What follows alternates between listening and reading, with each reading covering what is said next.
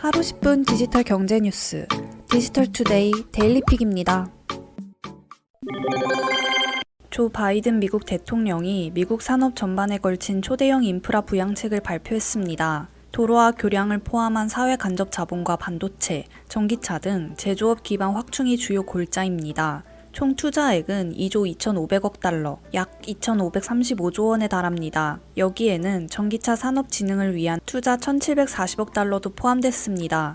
약 200조 원에 살짝 못 미치는 규모입니다. 바이든 인프라 부양책에서 전기차 산업 진흥의 궁극적인 목표는 전기차 시장에서 미국산 점유율을 높이고 이를 통해 일자리 창출을 유도하는 것입니다. 이를 위해 전기차 제조 분야에서 원자재에서 부품 그리고 완성차에 이르기까지 미국산을 추진합니다. 아울러 전기차 보급에 기반이 되는 전기차 충전 설비도 대폭 확충한다는 계획입니다. 오는 2030년까지 미국 전역에 50만 개소 이상의 전기차 충전소를 구축합니다. 스쿨버스 등 디젤 내연기관 중심의 대중교통 차량을 친환경 전기차로 대체하는 계획도 포함됐습니다. 직접적인 대상 차량만 5만 대가 넘습니다. 인프라 부양책 발표 직후 증권시장에서 테슬라 등 전기차 및 충전 인프라 관련 종목은 크게 올랐습니다.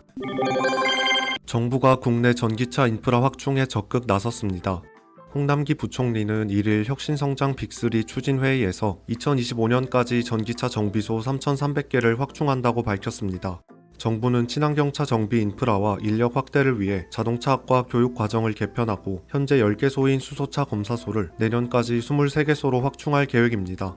전기차 핵심 부품인 배터리 안정성 시험 항목은 11개로 늘리고 충돌 안정성 평가 대상에 전기차 4종을 추가합니다. 수소버스 제작 안전 기준도 신설합니다. 전기차 충전 설비 설치 시 전기안전공사 안전점검을 의무화하고 점검 항목, 이력 등에 대한 통합관리 시스템 구축도 추진합니다.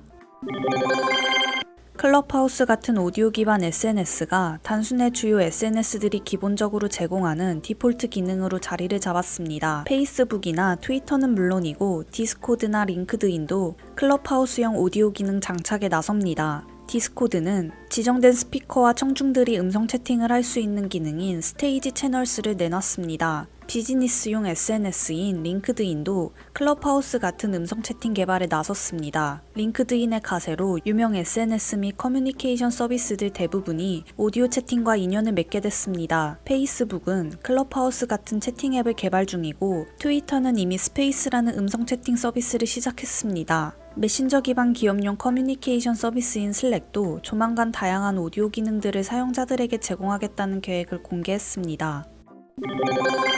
미국 육군이 마이크로소프트의 증강현실 헤드셋을 대량 주문했습니다. CNBC 등 외신에 따르면 MS는 미 육군에 향후 10년간 12만 대의 맞춤형 홀로렌즈 AR 헤드셋을 공급합니다. 계약 금액은 최대 218억 9천만 달러, 약 24조 원에 달합니다. MS는 지난 2018년부터 시작한 시범 프로젝트를 통해 군용 AR 헤드셋 개발을 진행해 왔습니다. 산업용과 달리 군용 AR 헤드셋은 시각장치 외 고해상도 주야간 열 영상 센서와 통신 기능이 강화된 것이 특징입니다. 병사들은 AR 헤드셋을 착용해 작전 지도와 방향, 위협 세력의 위치 파악, 통신 및 정보 수집을 할 수 있습니다. 군용 AR 헤드셋은 홀로렌즈 헤드셋 장치와 함께 MS 애저 클라우드 서비스를 활용합니다. 이번 군용 AR 헤드셋 납품 계약을 통해 MS는 방산 분야에서 존재감을 과시했다는 평을 얻고 있습니다. MS는 지난 2019년 아마존 AWS를 제치고 미국 국방부 클라우드 서비스 계약자로 선정된 바 있습니다. LG 에너지 솔루션이 SK이노베이션을 상대로 국제무역위원회 ITC에 제기한 배터리 특허권 침해 사건에 대한 예비 결정에서 SK이노베이션이 유리한 결정을 받았습니다. 미국 ITC는 특허 침해건에 대해 SK이노베이션이 LG 배터리의 관련 특허를 침해하지 않았다는 예비 결정을 내렸습니다. 이는 최근 LG 측의 승리로 최종 결론이 난 배터리 영업비밀 침해 소송에서 파생된 사건입니다.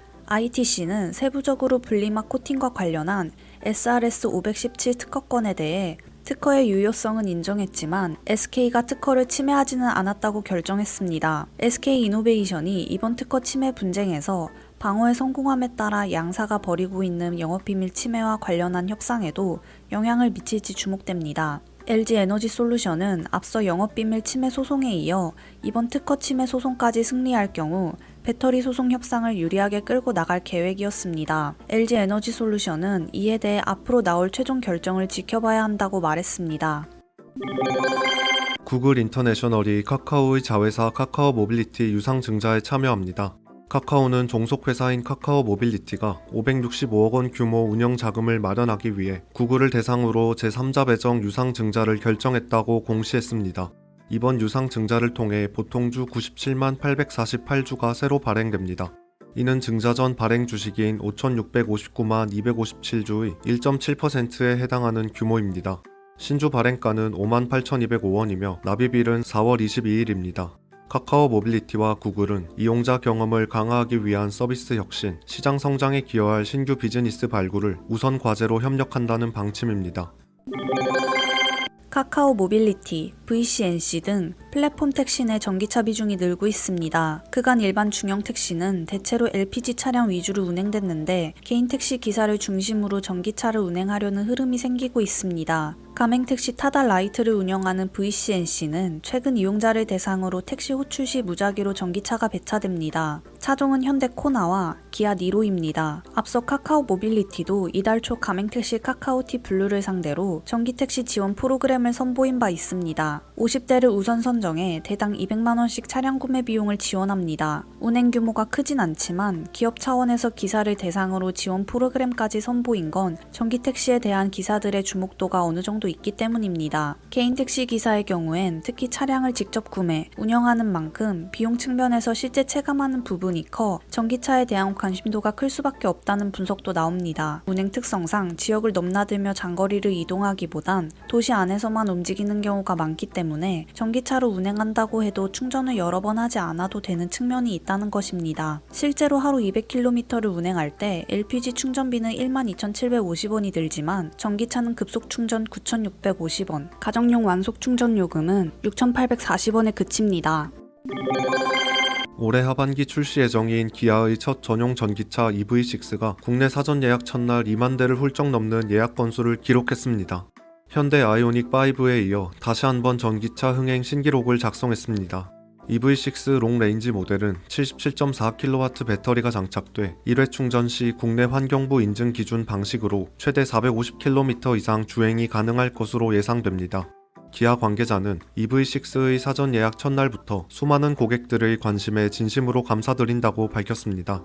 아울러 전기차의 특색을 살린 한층 다이내믹한 디자인과 긴 주행거리, 최첨단 전기차 특화 사양 등으로 EV6는 기존에 느껴보지 못한 새로운 모빌리티 경험을 고객들에게 선사할 것이라고 자신했습니다. 행복한 하루 디지털투데이였습니다.